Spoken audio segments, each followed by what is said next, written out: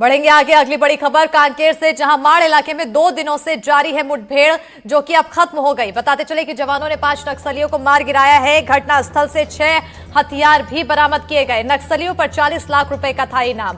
तो इस वक्त की बड़ी जानकारी कांकेर से खबर है, जहां छत्तीसगढ़ के कांकेर के माड़ इलाके में 2 दिनों से जारी मुठभेड़ अब खत्म हो गई है। जवानों ने 5 नक्सलियों को मार गिराया। घटनास्थल से 6 हथियार भी बरामद किए गए हैं। जवानों ने जिन नक्सलियों को मार गिराया है वो नक्सलियों के लिए काफी अहम थे। ये नक्सलियों को राशन पहुंचाना, दवाइयां पहुंचाना, साथ ही अन्य सामानों को पहुंचाने का काम भी किया करते थे। और वहीं इन नक्सलियों पर 40 लाख रुपए का इनाम घोषित था। इनके मारे जाने से नक्सलियों की सप्लाई चेन टूट गई है। बताते चले कि 15 नवंबर की रात्रि डीआरजी, बीएसएफ समेत अन्य जवानों की संयुक्त टीमें नक्सलियों के कोर इलाके में घुसी थी। और इसी पर ज्यादा जानकारी के साथ हमारे सहयोगी जुड़ेंगे, लेकिन उससे पहले तस्वीरें।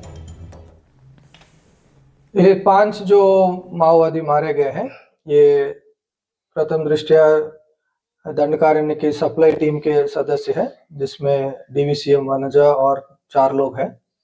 और अभी फिलहाल सर्च की कार्रवाई खत्म होने का है और पार्टी वापस आने के लिए तैयारी कर रहे हैं।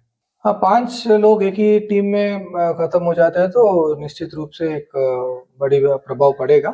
लेकिन अभी पार्टी वापस आने के बाद और आने वाले दिनों में कुछ जो भी तथ्य सामने आएंगे, उससे और अच्छे से हम आकलन कर सकते हैं कि इस एनकाउंटर से कितना प्रभाव है। और इसी पर ज्यादा जानकारी के साथ सहयोगी नीरज तिवारी जुड़ चुके हैं। नीरज, फाइनली अब जो मुठभेड़ है वो तो खत्म हो गई, लेकिन अपडेट क्या कुछ उस पर निकलकर सामने आया? जी, अपडेट यही है कि अब जवान जो है वापस आने लगे हैं, क्योंकि बीते 3 दिनों से वो जो उसी जंगल इलाके में थे और उस जंगल इलाकों से जो है अब इलाके की सर्चिंग पूरी समाप्त हो चुकी है। जवान अब धीरे धीरे लौटने लगे हैं। मुख्य बात यह है कि जो मारे गए 5 माओवादी है उनकी शिनाख्त कर ली गई है। ये जो है दंडकारण्य इस कमेटी के जो है सप्लाई कमेटी में शामिल थे, सप्लाई टीम का हिस्सा थे, जो कि माओवादियों को राशन पहुंचाना, दवाइयां पहुंचाना, इसके अलावा अन्य सामग्रियां पहुंचाना, जूते चप्पल पहुंचाना, वर्दी के कपड़े पहुंचाना, ये सब सामानों की सप्लाई किया करते थे। बड़े कैडर के माओवादी हैं।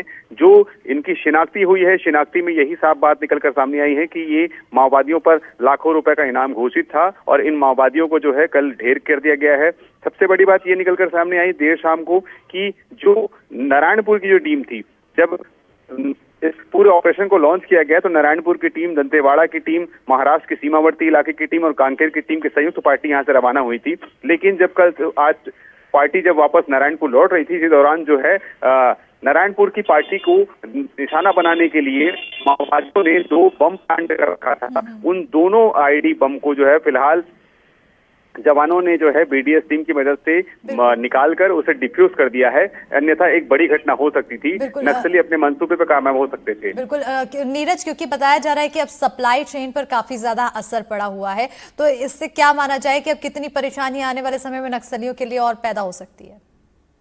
नक्सलियों की कमर टूट गई है, क्योंकि इसलिए कह सकते हैं क्योंकि ये सप्लाई चेन जो होती है ना, नक्सलियों के सबसे मजबूत कड़ी होती है। इस कड़ी को जो है इन्होंने निशाना बनाया है। आपको बता दूं कि नारायणपुर के जब इलाके में एक बार फिर से मुठभेड़ हुई थी, जहां 11 माओवादी मारे गए थे, और गढ़चिरौली के इलाके में जहां 3 माओवादी मारे गए थे, वो इसी सप्लाई टीम का हिस्सा थे। और सप्लाई टीम के हिस्से होने के कारण ये काफी मजबूत थे। इनके साथ बड़े बड़े रैंक के लोग चला करते थे और इनकी सुरक्षा में भी कुछ लोग तैनात रहते थे। इनकी जब चैन टूट गई है तो ये कह सकते हैं कि नक्सलियों की रीढ़ की हड्डी टूट गई है। नक्सलियों को जो सामान सप्लाई होते हैं वो सामान सप्लाई नहीं होंगे। एक बड़ा नेटवर्क जो रहता है वो नेटवर्क ध्वस्त हो गया है। तो नक्सलियों के लिए सबसे बुरी खबर होगी, क्योंकि 5 जो कहीं ना कहीं यहाँ पर एक और सफलता माना जाए तो जवानों के लिए है। और आने वाले समय में और इसी तरह से कार्रवाई अगर देखते रहेंगे तो जरूर सफलता यहाँ पर हासिल होगी। बहुत शुक्रिया नीरज तमाम जानकारी देने के लिए।